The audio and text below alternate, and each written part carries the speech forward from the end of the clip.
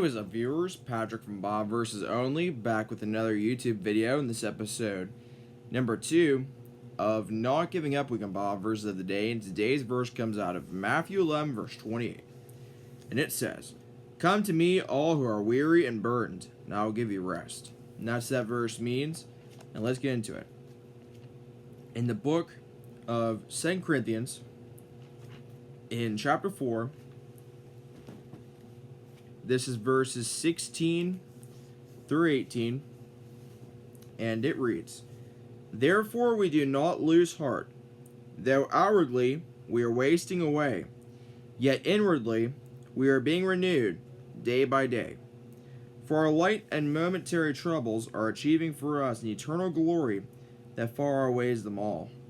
So we fix our eyes not on what is seen, but on what is unseen, since what is seen is temporary, but what is unseen is eternal." In chapter 5 of the same book, 2 Corinthians, in verses 1 through 5, it reads, "For we know that if the earthly tent we live in is destroyed, we have a building from God, an eternal house in heaven, not built by human hands.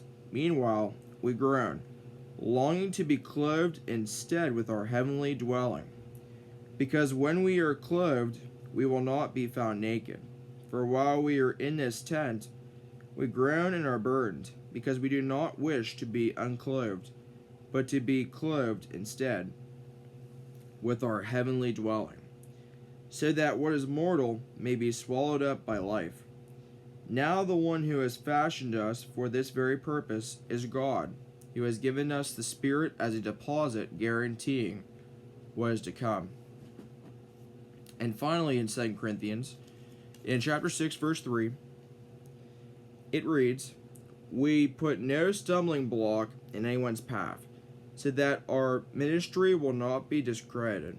And finally, in the book of Daniel,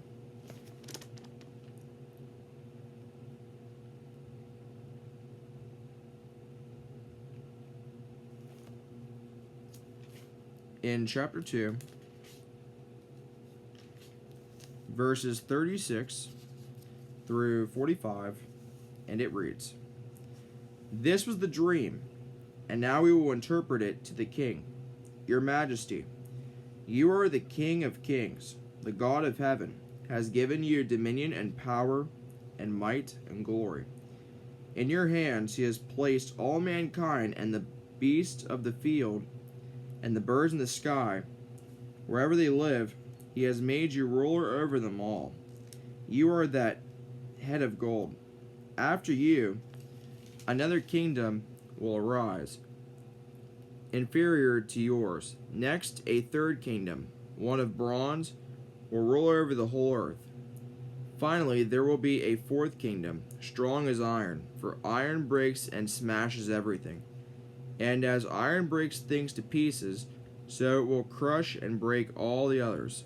Just as you saw that the feet and toes were partly of baked clay and partly of iron, so this will be a divided kingdom, yet it will have some of the strength of iron in it.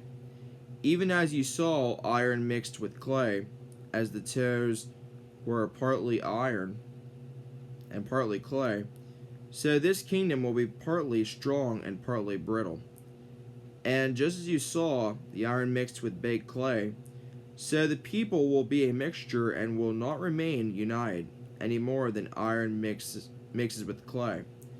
In the time of those kings, the God of heaven will set up a kingdom that will never be destroyed, nor will it be left to another people.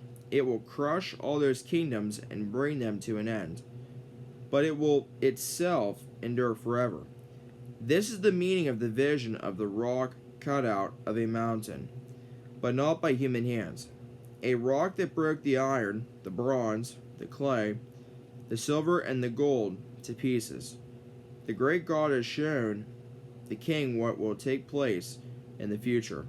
The dream is true, and its interpretation is trustworthy." And that's all for the verse portion. And the verse to leave you with today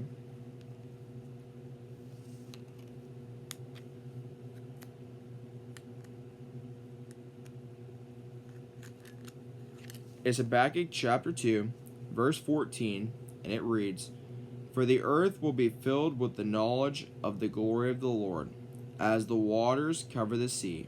And that's going to do for the video. Thanks for watching. And until next time again, viewers, in every way, God's way is always the best way.